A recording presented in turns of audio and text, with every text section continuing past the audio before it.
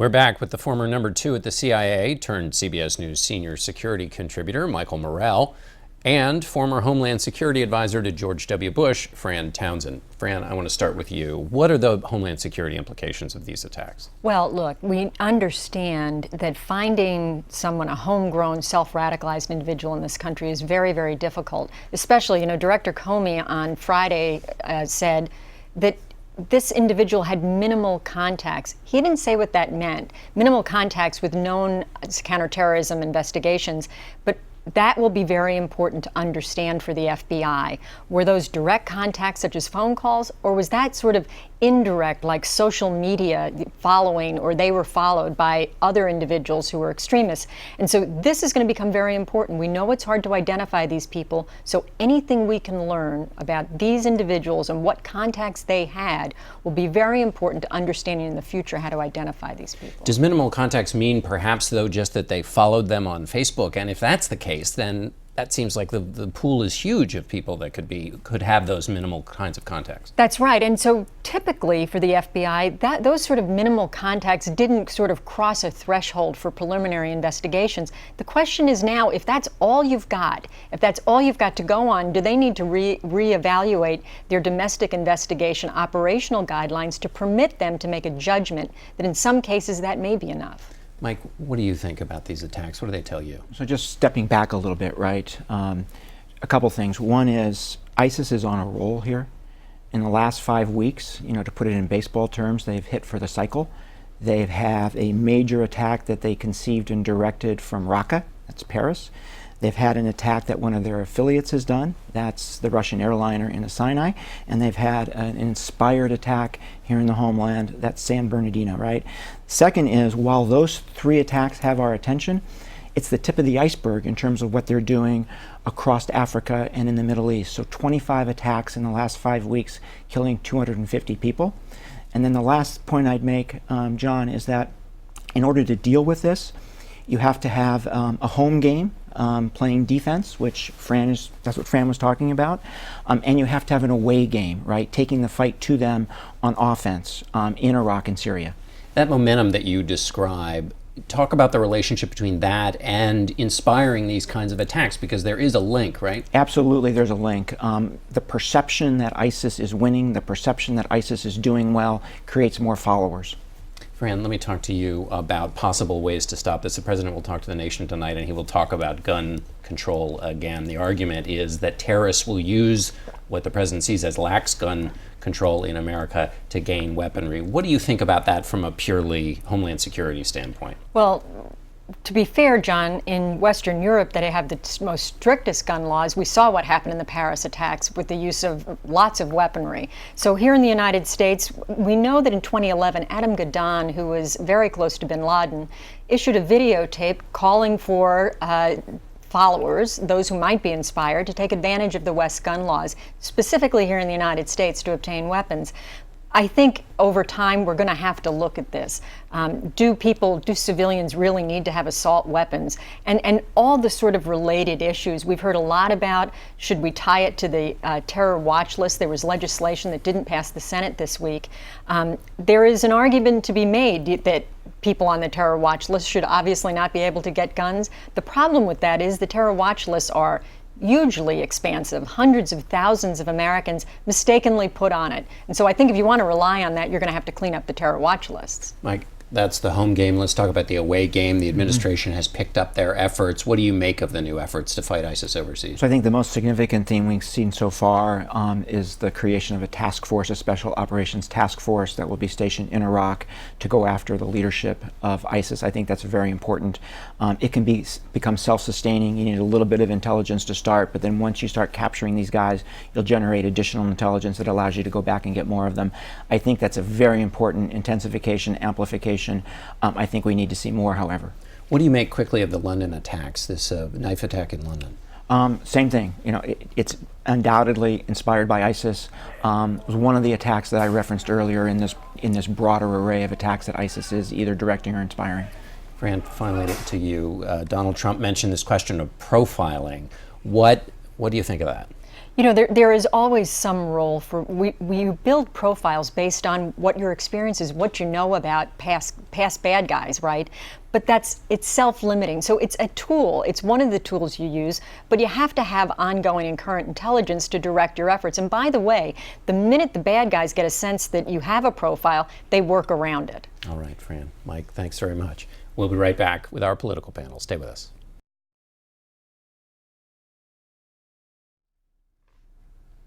And we're back to talk about how all this is impacting the campaign in 2016.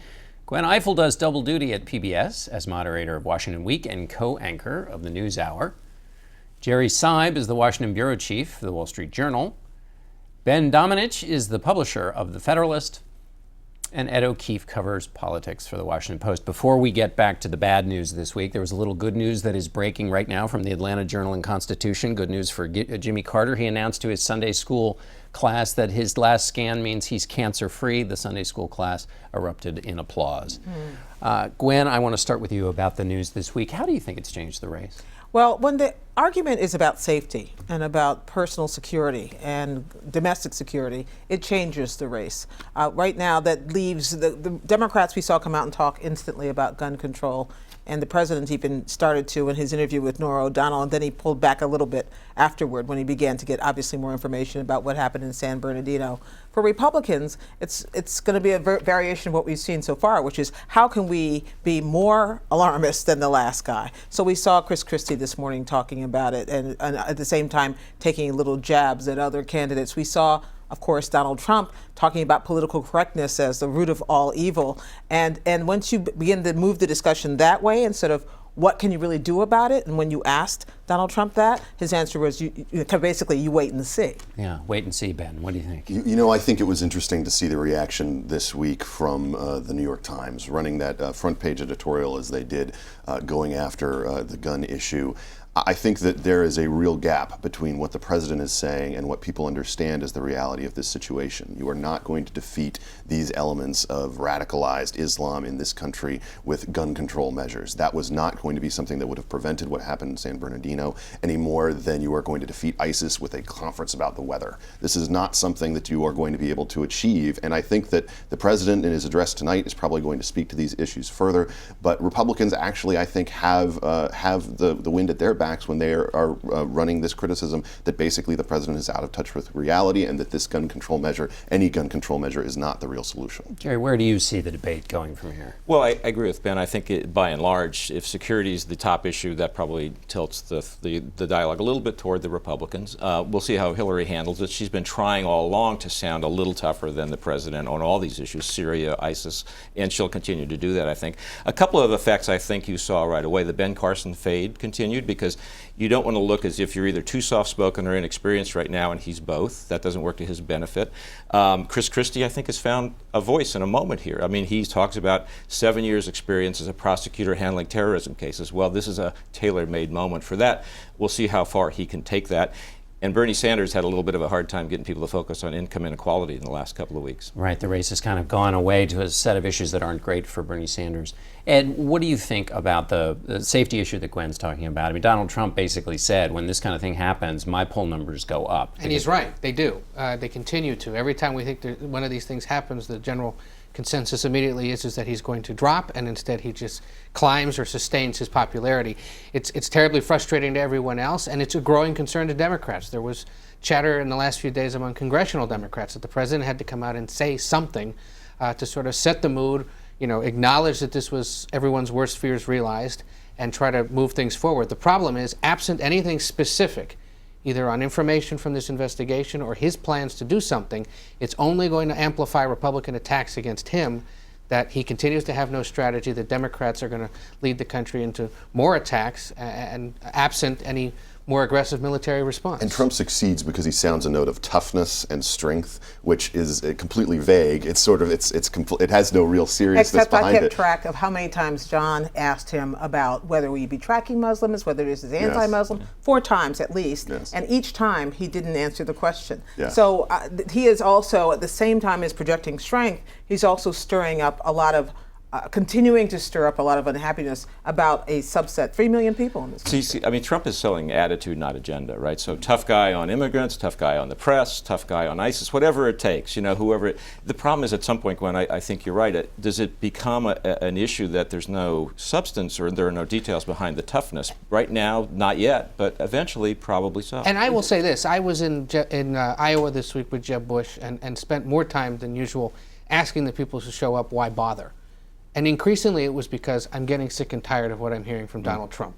It's not specific, it's inflammatory, it's irresponsible, the party will lose because of him. So maybe there is something brewing that will cause Republicans to start looking elsewhere. It's not showing in the polls. It is not showing it at all. It is not showing it. Now, polls are lagging indicators, but there was evidence this week to suggest that perhaps in the coming weeks there may be a little bit of a shift. Well, Ben, you did interviews at the beginning of the Trump campaign, and people would say, "Well, by Labor Day he'll fade," and then it was by the beginning of December. Now it's after the holidays. I will believe that Trump has peaked when he has peaked and not before. I think you actually have to see it happen before anything else occurs. That may be the point where people actually have to show up in Iowa and vote for him. But I think right now he speaks to a lot of people who are concerned that they don't trust the elites in Washington at all. They don't trust them to be able to tell good Muslims from bad. They don't trust them to be able to manage any of the crises that we've seen overseas or any of the domestic crises that they see at home. And so Trump speaks to that over and over again.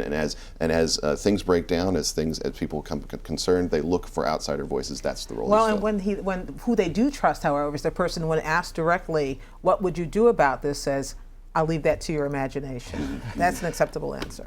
Jay Regan. I was just going to say, we had an interesting piece in the Journal yesterday in the Saturday paper that took a look at all the polling and tried to define who are the Trump voters, and he's created his own lane. It's not, he's singular. They're more downscale economically, they're lesser educated, they're a new kind of Republican voters, and they're not concerned about values, social conservative values. They're not even concerned about issues, they are concerned about leadership. So he's got a group of, how big that group turns out to be ultimately is hard to say, but it's not like they're going to go away to somebody else because they're there because of him. I want to ask about the where else they might go and all those other candidates. But before we move off Trump, we've got a policy question. Gwen, you talked to Ash Carter, Secretary of Defense. Let's listen to what Donald Trump said about women in the military. Women in the military. Right. You said in 2013, you said 26,000 unreported sexual assaults in the military, only 238 convictions. What did these geniuses expect when they put men and women together? Now the Pentagon has opened up all combat to women. What do you think? Well, it's a very tricky subject. You're in there and you're fighting and you're sitting next to a woman. Now, they want to be politically correct, they want to do it. But there are major problems. And as you know, there are many people that think this shouldn't be done at a high level, at a level of general. I think that it's a very tricky situation. But on Fox today, they had a woman who was a pilot, top level, very good, really indicating that this is really something that is not going to work out. Will it work out? I hope so. I can say this, the numbers of rapes in the military are through the roof, through the roof.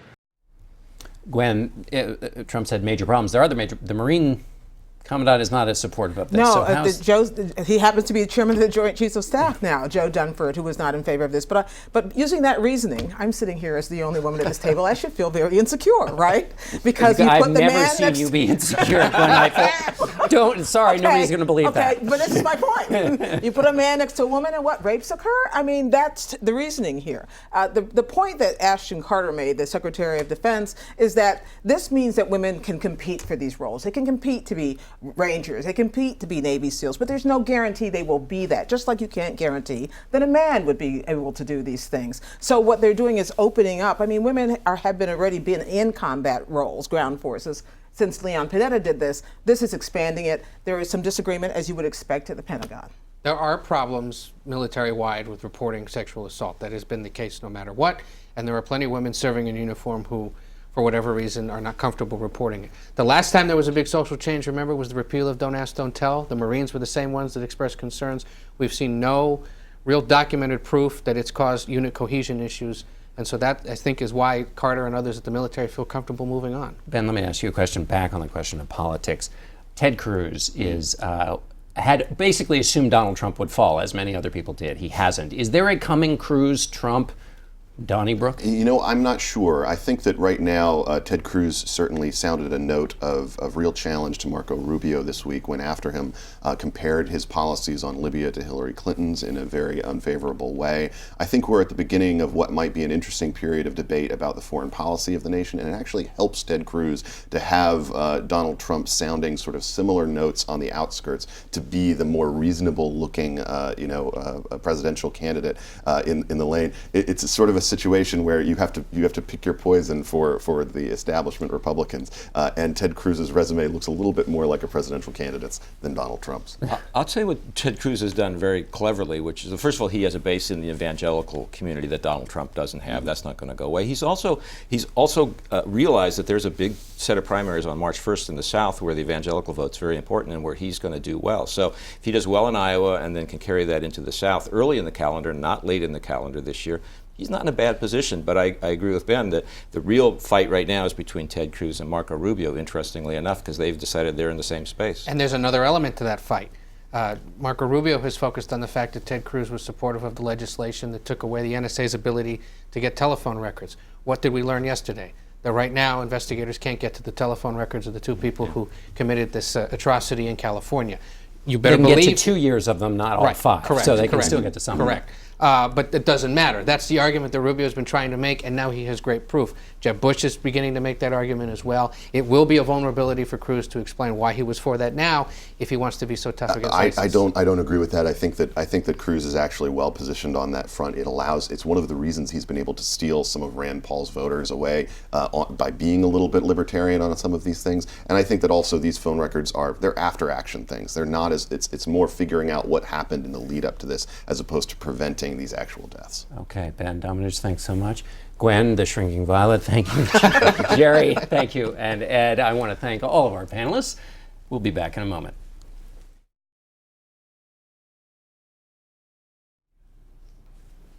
That's it for us today here on Face the Nation. But before we go, we want to remember the 14 victims of Wednesday's massacre.